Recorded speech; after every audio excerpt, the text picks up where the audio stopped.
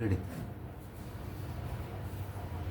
তোদের এর আগে আমি বলছিলাম বিদ্যাপতির শ্বশুরের কথা। উনি কে ছিলেন সেটা তো নাম তো আমি করিনি তোদের, এখন বলছি।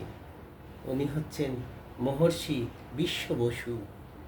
সেই বিশ্ব বসু বিরাট মাপের লোক ছিলেন।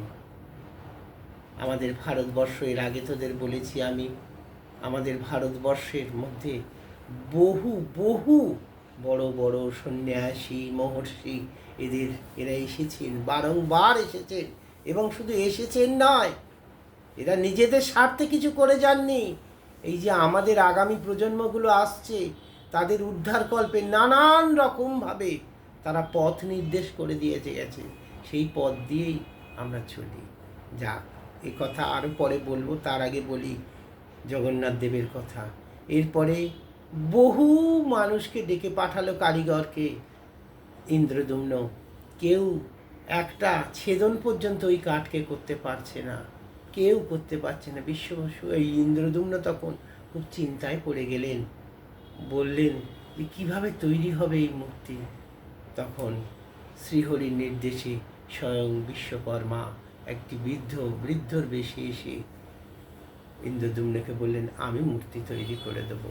তখন বলছেন যে তবে একটা শর্ত আছে, যতদিন না মূর্তি তৈরি হচ্ছে আপনি কিন্তু দ্বার উন্মোচন করতে পারবেন না।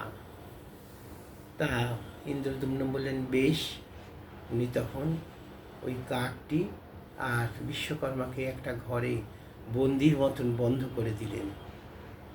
এবারে দিন রাত সেই ঘর থেকে আওয়াজ আসতে থাকলো। দেখতে দেখতে 10টা দিন কেটে গেল। এলো 11 দিন। সেদিন আর কোনো রকম কোনো আওয়াজ ওই ঘর থেকে আসছে না। ইন্দ্রদুম্ন অত্যন্ত চিন্তিত হয়ে পড়লেন যে তাহলে কি মূর্তি তৈরি হয়ে গেছে, সবটাই সম্পূর্ণ হয়ে গেছে, কি ব্যাপার সেইটা জানার জন্য তখন কি করলেন, প্রহরীদের বললেন দ্বার উন্মোচন করে দাও। যে মুহূর্তে দ্বার উন্মোচন হলো, তখন দেখলেন আজকে তোরা যেটা দেখতে পাস অর্ধসমাপ্ত মূর্তি, সেই মূর্তি রয়েছেন। বিশ্বকর্মা সেখানে উপস্থিত নেই। ইন্দ্রদুম্ন কম জ্ঞানী মানুষ ছিলেন না। উনি নিজের ভুল বুঝতে পারলেন। বুঝতে পেরে উনি বুঝলেন যে ওটি বিশ্বকর্মাই ছিলেন। উনি চলে গেছেন, আর উনি আসবেন না। তখনই দৈববাণী হলো যে আমি কথা দিয়েছিলাম এই মূর্তিতে আমি কলিযুগে বিরাজ করব। এই মূর্তির মধ্যেই তুমি নতুন করে নানান রকমভাবে পুজো আরম্ভ করো, এই মূর্তিতেই আমি পুজো নেব। এইভাবে জগন্নাথ দেব আজও বিরাজ করছেন জীবন্ত।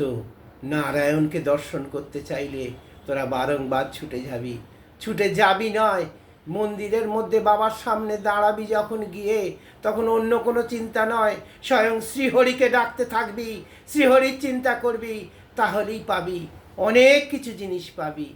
আরও অনেক কথা বলার আছে, তোদের আমি বলবো, তোরা শুনতে থাক আমার কথা। ভালো থাকবি সবাই, ঠিক আছে?